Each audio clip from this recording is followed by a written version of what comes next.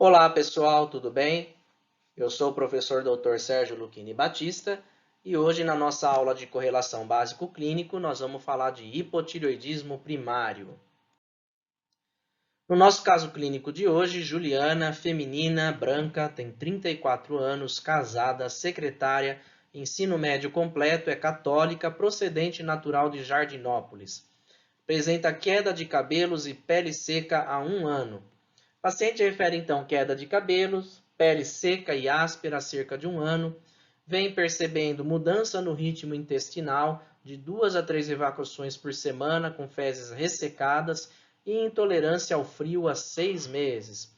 Revela ainda ciclos menstruais irregulares há cerca de 2 anos e 6 meses. Nega cólica ou sintomas pré-menstruais. Paciente possui como antecedente pessoal vitiligo, mãe e irmã com histórico aí de hipotireoidismo. No exame físico, ela está em bom estado geral, um pouco hipocorada, hidratada, anictérica, cianótica, febril, consciente, orientada, mas bradipsíquica, ou seja, com raciocínio lentificado, né? E eventualmente até com fala mais lentificada, que é muito típico dos pacientes com hipotireoidismo. Apresenta pele seca e áspera, tem um discreto edema periorbitário, tireoide na palpação aumentada difusamente, cerca de 2 vezes, um istmo espessado, firme e endurecida, mas sem nodulações aparentes. Então, uma palpação sugerindo uma patologia aí da tireoide, né? Uma palpação típica aí da tireoidite de Hashimoto. Os exames laboratoriais, ela possui um TSH que veio 32, um T4 livre baixo de 0,7 e um anti-TPO positivo. Então, pelos exames TSH e T4 livre, a gente já tem um hipotireoidismo primário declarado e a presença do anti-TPO positivo confirma a doença autoimune da tireoide, que é a conhecida tireoidite de Hashimoto. Então, é uma paciente que tem hipotireoidismo primário por tireoidite de Hashimoto. Como proposta de atividade, né, vamos descrever aqui qual a localização anatômica da glândula tireoide, os hormônios produzidos pela tireoide, quais são as células que produzem esses hormônios e qual a função desses hormônios, tá? De uma maneira breve e sucinta. Bem, a tireoide, né, ela na embriologia, rapidamente para a gente se lembrar, ela se origina na base da língua e ela migra, né, até a região cervical anterior. Né? Na anatomia, ela possui 2 lobos ligados aqui pelo istmo e se assemelha muito ao formato de uma borboleta. Bem, na histologia da tireoide, né, ela é composta então pelas células foliculares, que vão circundar aqui o coloide, como a gente pode ver, e nós temos também as células parafoliculares, que vão estar entre os folículos, também conhecida como células C, produtoras aí da calcitonina. E as células foliculares, que vão estar então circundando o coloide, está representado aqui, é uma célula folicular, né? Elas vão ser responsáveis aí pela produção dos hormônios tiroidianos. Então, aqui num maior aumento, a gente vê que a célula folicular ela vai ter uma membrana basolateral e uma membrana apical cheia de vilosidades, voltada aí, né, para a região do coloide. Vejam que o iodeto ele entra na célula tiroidiana através do simportador de sódio e iodo, e esse iodeto ele vai ser transportado para a região do coloide.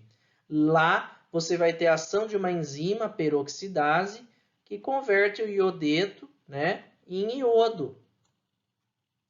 E para que ela faça essa conversão do iodeto em iodo, ela gera peróxido de hidrogênio, daí o nome dela, peroxidase. Como é uma enzima presente na tireoide, ela recebe o nome de tireoperoxidase ou também TPO. Também nós temos aqui uma proteína que é a tireoglobulina. A tireoglobulina, na verdade, ela é uma molécula rica em aminoácidos tirosina. Então, os aminoácidos tirosina entram aqui no retículo endoplasmático, vão para o aparelho de Golgi e vão ser armazenados em vesículas secretórias e vai ser, então, exportado lá para a região do coloide. Ao atingir o coloide, a tireoglobulina vai sofrer acoplamento desse iodo. Quem vai fazer esse acoplamento do iodo nas moléculas de tireoglobulina é a tireoperoxidase. E, na verdade, ela vai incorporar o iodo nos resíduos de aminoácido tirosina. Então, ela tem muita tirosina. E aí vai formar os famosos MIT, que é a monoiodotirosina, e o DIT, que é a diiodotirosina. E aí, esses aminoácidos tirosina com iodo, eles podem ser complexados com outro aminoácido tirosina, e aí vai formar a tironina. Então, de forma que se você juntar um MIT com um DIT, você forma o T3. Se você juntar um DIT com um DIT, você vai formar o T4. Né? E tudo isso vai estar enovelado nessa grande proteína tireoglobulina. Então, essa proteína ela vai ser endocitada e lá ela vai sofrer ação de proteases que vão quebrar essa estrutura proteica em pequenos fragmentos e aí então vai ser capaz de liberar os hormônios tireoidianos produzidos, né? De forma que 80% da secreção de hormônio de tireoide é pelo T4, né? E aí esses hormônios eles vão circular na forma livre ou então ligados a proteínas plasmáticas como a TBG, que é Thyroxine Binding Globulin, ou globulina ligadora de tiroxina. Então, uma proteína plasmática que carrega a tireoglobulina, o hormônio tireoidiano, desculpe. E isso que eu ia dizer, não confundam TBG com TG, né? TG é a tireoglobulina que está lá na célula folicular. E TBG é a globulina ligadora do hormônio tireoidiano. O hormônio tireoidiano também pode se ligar à transferretina e à albumina. E o que sobrou dessa quebra da tireoglobulina através das proteases, né, o MIT e o DIT vão ser reincorporados para reaproveitamento tanto do iodo como da própria tirosina. Aqui mostrando de uma maneira mais detalhada a molécula de tiroxina. Então ela vai ter o resíduo de tirosina, né, com 2 iodos, e mais um fragmento de uma outra tirosina, com 2 iodos. Daí vai ser tirosina e vira tironina. E o T4 ele vai ser ativado nos tecidos periféricos através da ação de enzimas chamadas deiodinases. E a gente tem 3 aí, a D1, a D2 e a D3. A D1 e a D2 vão fazer a ativação do T4 em T3, removendo esse iodo do anel externo, né? E a D1 e a D3 vão fazer a inativação, removendo o iodo do anel interno, que aí forma o famoso T3 reverso. De forma que a D1, a deiodinase tipo 1, ela pode modular, né, os níveis de T3 circulante, já que ela pode tanto ativar como inativar. E isso vai depender do metabolismo, né, da homeostase, né, do indivíduo, da situação ali em que ele se encontra específica, ela consegue modular. Vejam que a deiodinase tipo 1 ela está expressa no fígado. O fígado é o principal fornecedor de hormônio tiroidiano, né? Ele tem um grande papel endócrino no fornecimento de T3 circulante. Mas lembrar que os outros tecidos também expressam as atividades da deiodinase e eles conseguem ter uma certa regulação do nível de T3. Já a D2, ela sempre vai atuar ativando o hormônio tireoidiano e a D3, ela sempre vai inativar o hormônio tireoidiano. E tanto o T3 como o T3 reverso, se sofrerem ação das deiodinases, né, eles vão ser processados aí em T2 e depois em T1, que já não tem valor atividade biológica, né, no organismo. O que vai ter atividade biológica é o T3. E aí aqui a fisiologia, né, do sistema hipotálamo, hipófise e tireoide, né, onde a gente vê a liberação do TRH estimulando a secreção do TSH, que estimula a tireoide a liberar os hormônios T4 e T3 e que vão ser capazes de fazer feedback negativo diretamente na hipófise ou lá no hipotálamo. De forma que, na prática clínica, de uma maneira geral, a gente interpreta a relação entre TSH e hormônios tireoidianos, visto que existe um feedback direto entre esses hormônios. Então, um indivíduo que está com a função tireoidiana normal, que a gente diz que ele está em eutireoidismo, ele tem uma produção adequada de T3 e T4 e ele tem uma produção adequada de TSH. Isso está num equilíbrio, visto que tem o feedback negativo, então você mantém os níveis estáveis de ambos hormônios. Já se você imaginar uma situação de hipotireoidismo primário, que é o caso aqui da nossa paciente, você tem uma disfunção tireoidiana, no caso dela, a tireoide parou de funcionar por conta de um processo autoimune chamado tireoidite de Hashimoto, então vai ter queda na produção dos hormônios tireoidianos. Se você diminui a produção dos hormônios tireoidianos, você perde, né, aquele feedback negativo e você vai ter a liberação da secreção do TSH. De forma que o que a gente viu lá naquela paciente é justamente isso, um TSH bastante elevado e os hormônios tireoidianos baixos. Então, né, aí está, né, entendendo a fisiologia, a gente consegue entender, então, essas alterações que a gente vê no hipotireoidismo primário.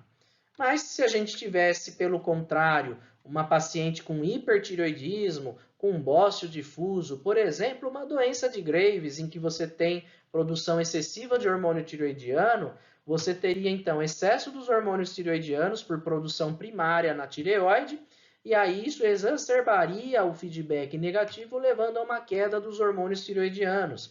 Então, tipicamente, pacientes com hipertireoidismo primário vão ter T3 e T4 elevados, e o TSH vai vir baixo ou supresso, como a gente costuma dizer.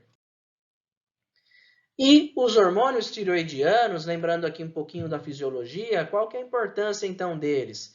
O T3, a gente já comentou que ele é o hormônio biologicamente ativo. Então, ele atravessa livremente a membrana plasmática e a membrana nuclear e vai lá no DNA da célula estimular a transcrição de genes alvo específicos. O T4, se atravessar a membrana plasmática, a célula tem possibilidade de converter esse T4 em T3 através da ação das suas deiodinases e que também então vai chegar na forma de T3 lá no núcleo da célula.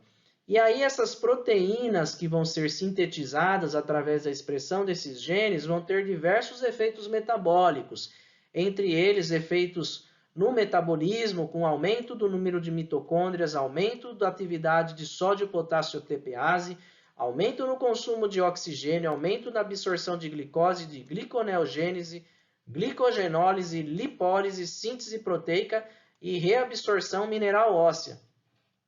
De forma que, se a gente pensar num hipertireoidismo, você vai ter uma aceleração do metabolismo, do gasto energético, né? E aí, em geral, os indivíduos com hipertireoidismo, eles vão apresentar perda de peso.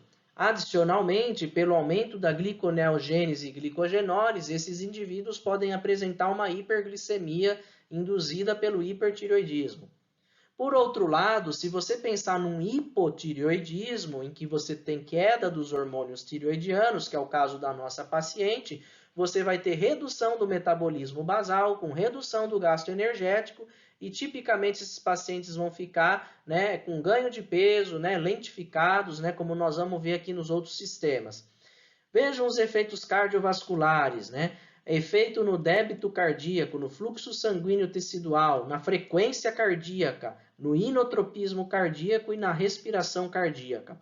De forma que os pacientes com hipertireoidismo, com excesso de hormônio tireoidiano, eles vão ter taquicardia, fibrilação atrial ou podem até ter uma insuficiência cardíaca de alto débito. Por outro lado, os indivíduos com hipotireoidismo vão ter uma bradicardia, uma perda de força da musculatura cardíaca e também vão poder apresentar uma insuficiência cardíaca congestiva. No sistema nervoso central, nos indivíduos adultos, o excesso do hormônio tireoidiano vai levar a irritabilidade, ansiedade, nervosismo, tremores, né? E nos indivíduos que tiver o hipotireoidismo, ou seja, queda dos hormônios tireoidianos, você vai ter raciocínio lentificado, perda de memória, bradipsiquia, né? A fala lentificada, sonolência, né? Então você percebe essa diferença dos efeitos dos hormônios tireoidianos através das doenças. E Importante destacar que é muito importante para o desenvolvimento do sistema nervoso central. Então, em crianças recém-nascidas que têm hipotireoidismo congênito, se não tratado, elas irão evoluir com um quadro de retardo mental irreversível, que é conhecido como cretinismo, tá? O hormônio tireoidiano também é muito importante para o crescimento, então nas crianças com hipotireoidismo, se não tratado, elas terão baixa estatura, e também é importante para renovação de epitélio, crescimento de cabelo, de pele, de unha. Daí, nas alterações tanto de hipo como hipertireoidismo, a gente poder ver alterações de pele e cabelo. E muitos outros sintomas, já que os hormônios tireoidianos, eles potencialmente atuam em todas as células do organismo. Então, em geral, disfunções tireoidianas vão apresentar uma diversidade de sintomas. Muito importante a gente lembrar aqui o conceito de relação log linear entre TSH e T4 livre. Então, isso quer dizer o quê? Para pequenas alterações do T4 livre, nós vamos ter grandes alterações do TSH. Observem aqui nesse gráfico, onde a gente tem aqui no eixo X o T4 livre. E aqui a variação do T4 livre é por unidade. Então, 0,7, 0,8, 0,9, 1, 1,1 e assim por diante, até chegar no 1,8. Por outro lado, quando a gente olha aqui no eixo Y, o TSH ele varia da amplitude de 10 vezes. Então, ele é 0,01. Aqui, para cada unidade, ele aumentou 10 vezes. De 0,1 ele aumenta para 1. De 1 ele aumenta para 10. De 10 para 100 e de 100 para 1000. Então, para cada mudança no gráfico, nós estamos falando numa mudança logarítmica, ou seja, 10 vezes. De forma que uma alteração de 2 vezes no T4 livre é capaz de levar a uma alteração de mais de 100 vezes no nível de TSH. Então, essa relação log linear é muito importante porque vai ser útil para a gente fazer diagnósticos de disfunções tireoidianas mais leves. Então, em situações, por exemplo, em que você já tem um hipertireoidismo, mas o T4 livre ainda está na faixa de referência, você já vai ter um TSH supresso, hipertireoidismo. Por outro lado, em disfunções onde você já começa a ter um hipotireoidismo, em que ainda o T4 livre está no valor de referência, você já vai ter um TSH elevado e você vai ser capaz de fazer um diagnóstico de hipotireoidismo. Então, entender essa relação log linear do TSH com T4 livre é fundamental na nossa prática clínica para o diagnóstico das disfunções tireoidianas mínimas ou subclínicas, como a gente costuma dizer. O hipotireoidismo primário, que nós vimos aí no nosso caso clínico, corresponde a mais de 99% dos casos de hipotireoidismo. Fatores de risco para hipotireoidismo é a idade, maior que 60 anos, mulheres, presença de tireoide aumentada, ou seja, bócio, doença nodular tireoidiana, história na família de doenças tireoidianas, histórico de radioterapia no pescoço, doenças autoimunes, uso de algumas drogas, entre elas a amiodarona, a ingesta baixa de iodo, síndrome de Down ou mesmo a infecção pelo vírus da hepatite C. Nas etiologias do hipotireoidismo primário, a causa mais comum é a tireoidite de Hashimoto. Tá? No nosso país é a causa preponderante, a tireoidite autoimune. Como segunda causa, nós podemos ter o hipotireoidismo decorrente do tratamento de um hipertireoidismo. É a segunda causa mais comum. Mas, é claro, existem aí outras causas que podem levar a hipotireoidismo primário, mas menos frequentes. Aqui uma figura ilustrando um paciente com bócio difuso. Existem também os hipotireoidismos congênitos, que aí a gente vai detectar na criança. Existem hipotireoidismo aí por grave deficiência de iodo e as disfunções tireoidianas induzidas por uso de drogas.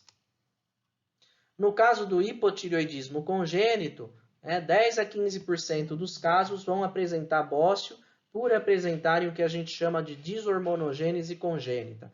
Os outros 85, 90% vão ser os casos de agenesia ou ectopia tireoidiana. Em relação aos sintomas, vocês vejam que afeta todos os órgãos e sistemas, né? Então, desde pele seca, pele áspera, letargia, fala lenta, edema palpebral, intolerância ao frio, sudorese diminuída, pele fria, língua grossa, fraqueza, edema, cabelos ásperos, palidez, alteração de memória, constipação intestinal, o ganho de peso, queda de cabelos, falta de ar como dispneia, edema periférico, rouquidão, anorexia, nervosismo, alterações menstruais, palpitações, surdez e até mesmo dor precordial. Podemos ainda ter alterações metabólicas, como aumento do colesterol, alterações de enzimas de transaminases hepáticas, alterações hormonais como GH e GF1, alterações hormonais de prolactina, de hormônios esteroides sexuais, entre outros. Ainda alterações neurológicas como cefaleias, ataxia cerebelar, surdez, tontura, zumbido no ouvido, alteração de memória, apneia do sono e, nos casos mais graves, o coma mixedematoso. E ainda sintomas psiquiátricos como depressão, psicoses, distúrbios bipolares ou até mesmo síndromes demenciais.